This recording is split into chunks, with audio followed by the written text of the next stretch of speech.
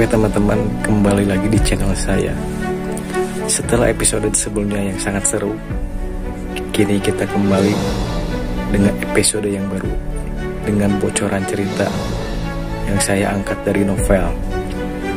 Dan jangan lupa subscribe dulu bagi kalian yang suka. Dan sekarang saya mau menceritakan bocorannya kembali. Dan jangan lupa untuk subscribe, klik loncengnya, dan jangan lupa like. Selamat menikmati. Gaskeun. Han Qian menggelengkan kepalanya. Jika kita langsung melanjutkan kompetisi antara pasukan pemburu iblis, karena energi spiritual internalmu belum mencapai 10.000, kamu akan dapat berpartisipasi. Masih ada 5 hari sebelum pembukaan surga ilusi, jadi kompetisi akan dimulai besok. Karena kurangnya waktu, ini dirancang sebagai kompetisi knockout. Sangat sederhana, tetapi juga sangat kejam. Long Hao Chen mengangguk sebagai tanggapan, "Guru besar, saya akan mendaftar dengan Anda terlebih dahulu. Semua anggota Demon Hun Squad kelas 21 umum kami akan berpartisipasi dalam kompetisi ini. Bahkan jika tidak ada dari kita yang berhasil menjadi salah satu dari 10 itu, setidaknya itu akan berfungsi sebagai latihan yang bagus." Han Qian menepuk pundaknya, "Kamu benar-benar anak kecil yang membuat orang lain khawatir. Mari kita lakukan seperti ini kalau begitu. Bahkan jika kamu tidak masuk dalam 10 besar, guru besar kamu masih akan mencari cara untuk menebusmu dari kuil kami."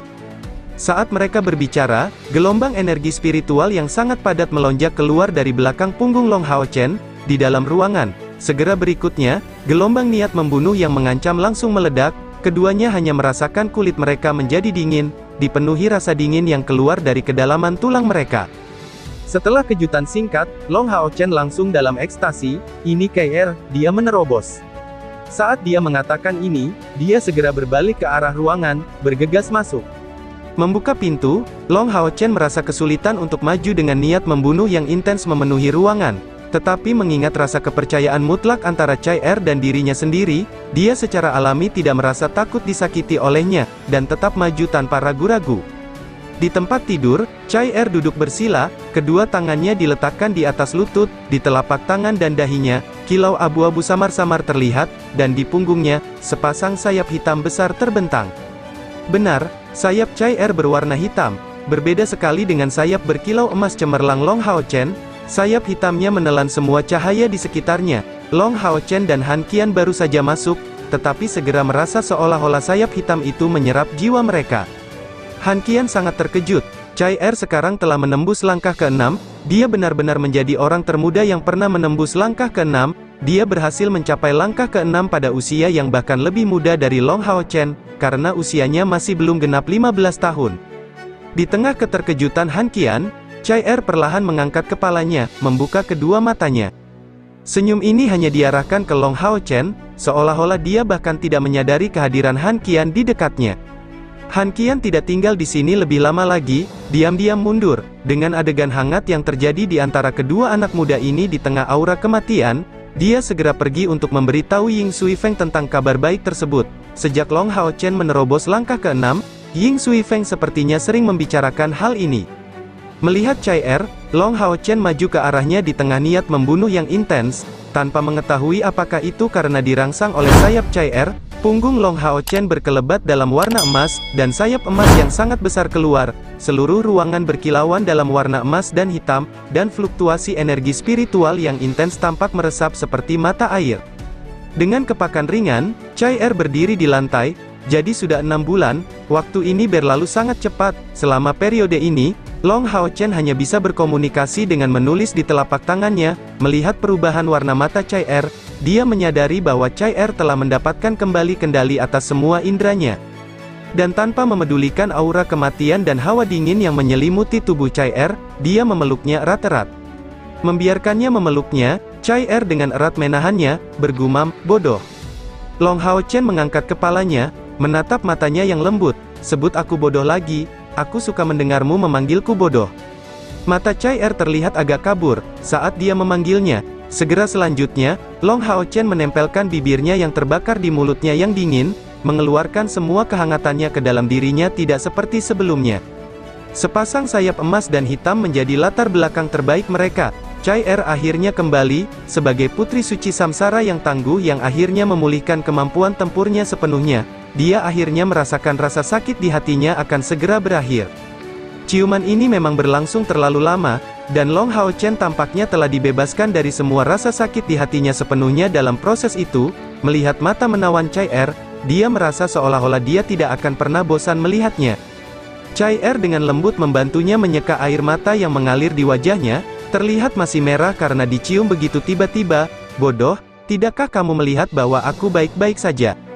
Memegang kedua tangannya, dia menjawab, ini salahku, kalau saja aku kembali lebih awal pada waktu itu.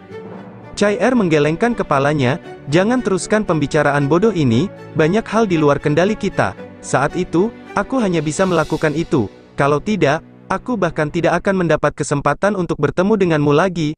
Aku benar-benar harus berterima kasih karena telah membawa kami ke menara keabadian. Hal yang aneh adalah tungku spiritual samsaraku tampaknya telah berevolusi dari menyerap energi kematian di dalam menara keabadian, yang menurunkan waktu aku kehilangan keempat indera. Lalu, mengapa selama ini kamu tidak tinggal di sana untuk berkultivasi? Jika tungku spiritual samsara kamu berevolusi, siapa yang tahu efek apa yang bisa dihasilkan dari ini? Chai Er menjawab, kecuali dari peningkatan kekuatan, seharusnya ada jenis peningkatan lainnya, tapi saya tidak tahu detail spesifiknya. Namun, saya dapat memastikan bahwa energi kematian dari menara keabadian efektif dalam mengisi tungku spiritual samsara saya. Tungku spiritual samsara tampaknya menyerap energi eksternal melalui tubuh saya, di antaranya energi kematian adalah jenis yang paling penting. Biasanya, jumlah energi kematian yang bersentuhan dengan kita sangat kecil dan setidaknya tidak semurni menara keabadian. Untuk alasan ini, saat menggunakan tungku spiritual samsara, saya terpengaruh dengan serangan balik tungku spiritual, yang menyerap kekuatan 6 indera saya untuk melepaskan kekuatannya. Jika saya sering dapat menyerap energi kematian yang terkandung di dalam menara keabadian. Sangat gembira, Long Hao Chen menjawab, benarkah? Maka itu berita yang sangat bagus, tungku spiritual samsara kamu memang tangguh, tetapi serangan baliknya juga sangat besar. Selama beberapa bulan terakhir ini, saya khawatir setiap hari tentang kondisi kamu. Apakah kamu tahu tentang itu? Mendengar suaramu lagi benar-benar terasa luar biasa. Chai Er sedikit tersenyum, bodoh, aku sebenarnya tidak khawatir kehilangan 6 inderaku sekarang karena kamu menemaniku di sisiku. Bahkan jika 6 inderaku hilang, aku tahu bahwa aku tidak sendiri sekarang, dan akan kuat saat aku menunggu hari pemulihan. Long Hao Chen menjawab, kehilangan 6 indera kamu sama saja dengan mati, di masa mendatang. Kecuali sebagai upaya terakhir, jangan pernah menggunakan tungku spiritual samsaramu lagi. Kali ini di surga ilusi, kami pasti harus mencarikanmu tungku spiritual yang lebih baik. Selalu mengandalkan tungku spiritual samsara terlalu berbahaya. Aura kematian di udara diam-diam menghilang, dan sayap hitam Chai Er juga menghilang. Dengan lembut bersandar pada Long Hao Chen, dia berkata selanjutnya, tidak perlu khawatir, selama kita bersama, bahkan kematian pun tidak perlu ditakuti. Long Hao Chen menopang bahunya dengan sedikit keengganan, menempatkannya dalam posisi duduk. Saat itu, guru besar datang mencari saya, memberitahu saya hal-hal penting. Saya segera harus mengumpulkan semua orang. Sepertinya pintu masuk kita ke surga ilusi mungkin tidak akan berjalan mulus, sesampainya di titik itu. Karena itu mengenai rahasia surga ilusi, hanya pasukan pemburu iblis yang diberitahu tentang situasi itu. Kompetisi untuk 10 orang di surga ilusi akan berlangsung di stadion terbesar di tempat latihan kuil aliansi. Daya tarik tungku spiritual terlalu besar, di antara 42 pasukan pemburu iblis yang keluar, di luar 4 yang berada di tingkat raja dan 3 yang berada di tingkat kaisar, ada total 211 orang, 150 melamar. Mereka yang tidak berlaku kebanyakan adalah pendeta atau pemburu iblis dari langkah keempat atau apapun di bawah langkah kelima. Sebenarnya, semua yang melampaui peringkat kelima dari langkah kelima diterapkan tanpa terkecuali, mencoba keberuntungan mereka akan percaya pada kemungkinan kecil bahwa mereka mungkin bisa masuk 10 besar. Sejumlah 150, meskipun tampaknya banyak yang hadir, hanya 4 pertempuran kemenangan yang diperlukan untuk berakhir di 10 besar ketika semuanya diperhitungkan, dengan cukup keberuntungan untuk bertemu setiap kali lawan dari langkah kelima, mungkin mereka bisa keluar melalui kemenangan ini. Long Hao Chen memimpin rekan-rekannya ke stadion ini sangat awal. Sehari sebelumnya, ketika Long Hao Chen memberitahu rekan-rekannya tentang keadaan di balik kompetisi ini, semua orang ingin mencobanya, kecuali Chai Er. mereka semua masih berada di puncak langkah kelima kultivasi. Pengalaman yang mereka miliki di Menara Keabadian akhirnya akan membuahkan hasil di sini. Sehari sebelumnya, Long Hao Chen secara khusus memimpin Chai Er ke Menara Keabadian, melalui ujian keempat dan kelima dengan bantuannya. Setelah memulihkan keempat indranya selain telah mencapai langkah keenam kultivasi, dia sekali lagi menantang kerangka merah itu. Hasilnya membuat semua orang sangat terkejut. Mengandalkan kecepatannya yang luar biasa, Chai Er bertahan lebih lama dari Long Hao Chen melawan kerangka merah. Lagi pula, dia tidak bertarung melawan kerangka merah ini sesering yang dilakukan Long Hao Chen. Long Hao Chen dan Chai Er mencoba lagi. Di bawah kerjasama mereka, secara mengejutkan mereka berhasil menahannya selama hampir 5 menit melawan kerangka merah itu. Melihat bahwa hampir semua orang telah tiba, Ling Xiao, kepala pembantu kuil pendeta, memasuki tempat pengujian. Pemburu iblis yang terhormat dari pasukan pemburu iblis, kalian semua tahu tentang masalah ini di sini. Jadi kami tidak akan mengatakan lebih dari apa yang diperlukan sebelum memulai. Saya hanya akan menekankan satu hal, ke kota Pegunungan Selatan, kalian semua adalah penyelamat. Setelah melalui pertempuran baru-baru ini, kalian menjadi landasan pertahanan kami selama sebulan terakhir. Saya ingin berterima kasih kepada Anda semua atas nama kota Pegunungan Selatan. Mengabaikan bahwa wajah Ling Xiao tetap tegas dari awal hingga akhir, dengan statusnya sebagai pendeta dari langkah ke-9 serta posisinya sebagai kepala pembantu aliansi, semua pemburu iblis berpangkat tinggi di atas tingkat komandan membungkuk kepadanya dengan hormat. Ini adalah betapa agung sikapnya. Ling Xiao menyatakan dengan suara tenang, dalam pertempuran baru-baru ini, kota Pegunungan Selatan kita hampir hancur. Sebagai penyelamat kota Pegunungan Selatan, apa benang merah yang menghubungkan kita? Kami adalah tentara dan rekan seperjuangan. Kecenderungan kematian dalam pasukan pemburu iblis adalah sesuatu yang kalian tahu lebih baik daripada orang lain. Kali ini, tungku spiritual di dalam istana ilusi akan memiliki daya tarik yang fatal bagi kalian semua, tetapi jangan lupa bahwa ini pada akhirnya tidak lebih dari objek eksternal. Kompetisi hari ini dirancang untuk memilih yang terbaik dan paling bijak di antara Anda, bukan untuk mempertaruhkan segalanya dalam pertarungan melawan lawan Anda. Saya ingin memperingatkan semua orang dengan serius bahwa dalam kompetisi ini, tidak ada yang diizinkan untuk membunuh satu sama lain, atau menyebabkan lawannya menjadi cacat. Jika tidak, jangan salahkan sesepuh ini tanpa ampun. Saya sudah memberitahu aliansi bahwa siapapun yang akan membunuh lawannya akan dikeluarkan dari pasukan pemburu iblisnya. Setelah proklamasi ini, meskipun dia adalah seorang pendeta, matanya dipenuhi dengan rasa dingin yang pekat. Sikap mengerikan dari langkah ke-9 membuat kerumunan yang terdiri dari hampir 100 orang ini benar-benar diam. Setelah diam sejenak, Ling Xiao menjawab, ada aturan lain, dan penerbangan itu dilarang. Menggunakan kemampuan terbang di dalam surga ilusi tidak mungkin dilakukan. Oleh karena itu, semua pesaing tidak diizinkan menggunakan sayap spiritual untuk terbang melalui medan perang. Mulailah menggambar banyak, hanya dengan lambaian tangannya, dimulainya kompetisi ini secara resmi. Kerumunan dari total 150 undian dapat dianggap sebagai pemandangan yang luar biasa. Ketika kelompok 7 Long Hao Chen melanjutkan, berbaris di samping satu sama lain, mereka tidak bisa tidak memikirkan saat ketika mereka maju dalam persaingan besar aliansi. Seluruh proses memakan waktu tidak kurang dari 1/4 jam, sebelum kompetisi resmi dimulai.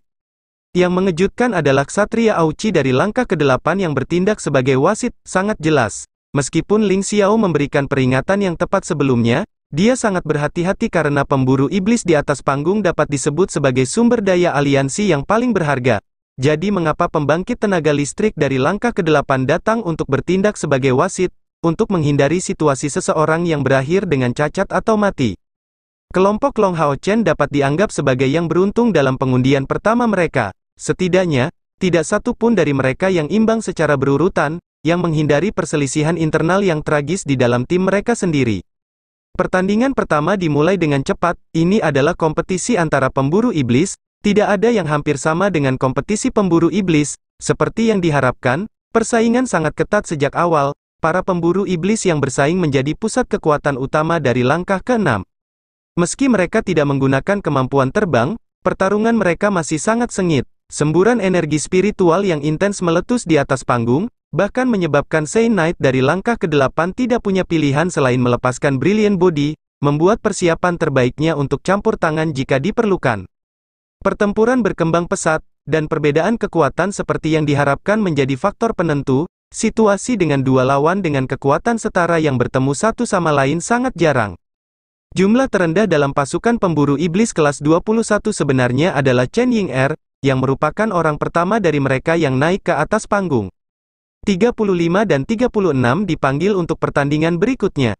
Angka ke-36 adalah Chen Ying-er. Lin Xin mengibaskan rambutnya sendiri, menatap Chen Ying-er. Akui saja jika itu tidak baik, jangan sia-siakan kristal ajaib, lagi pula lawanmu adalah dari langkah ke-6. Kenapa aku harus mengakui? Saya akan melakukan apapun yang saya bisa. Setelah memberinya tatapan provokatif, Chen Ying-er menggendong McDull, masuk bersamanya ke atas panggung.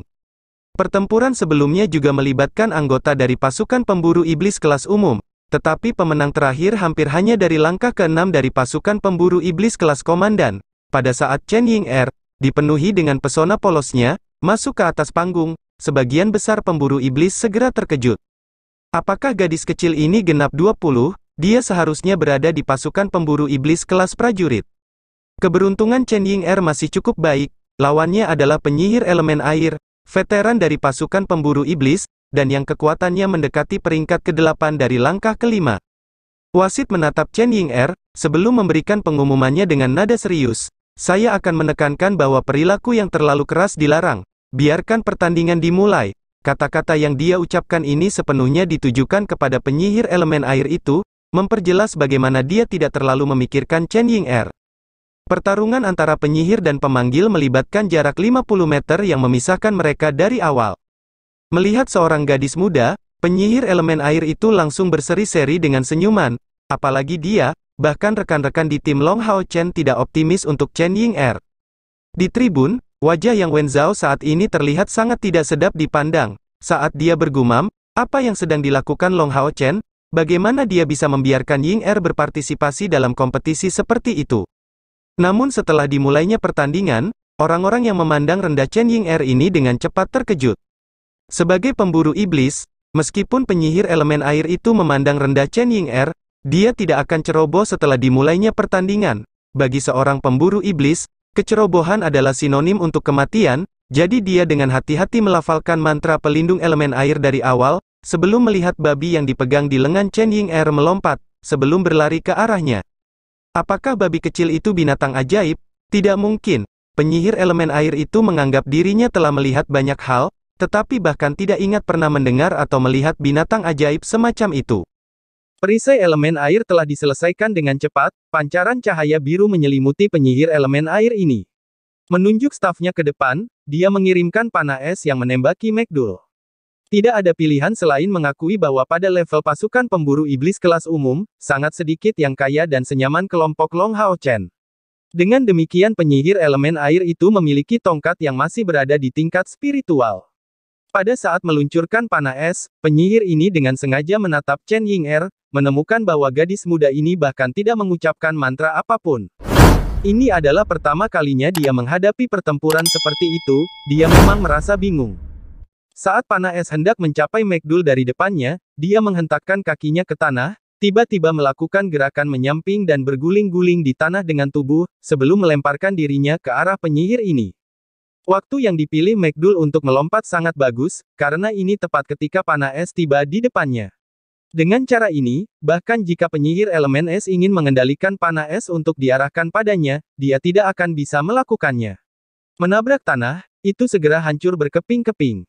Penyihir elemen air menunjuk tongkat di tangannya lagi, segera meluncurkan mantra hujan es dari langkah keempat. Ini adalah kemampuan tambahan pada tongkatnya, yang bisa digunakan 2 kali sehari. Hujan es tidak membuat tetesan es jatuh, melainkan kerucut es, area es kerucut yang luas mengelilingi sosok kecil McDull. Saat itu, 30 meter masih memisahkan McDull dari penyihir elemen air itu. Adegan yang mengejutkan semua orang yang hadir terjadi. McDull pada saat itu menunjukkan kemampuan menghindar yang benar-benar hebat, meringkuk tubuhnya dan menyebabkan kecepatannya bervariasi, menghindari serangan pada ruang kecil di antara kerucut es.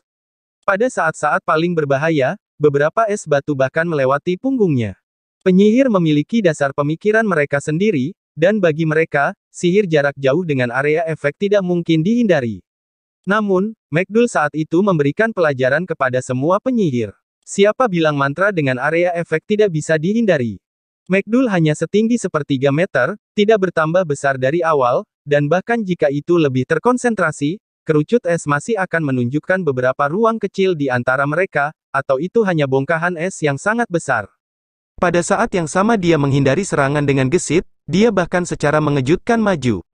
Kerucut es agak mengganggu garis pandang penyihir elemen air itu, tetapi ketika dia bisa melihat dengan jelas binatang ajaib kecil yang begitu keras kepala menghindari serangannya, McDool sudah hampir hanya berjarak 10 meter darinya.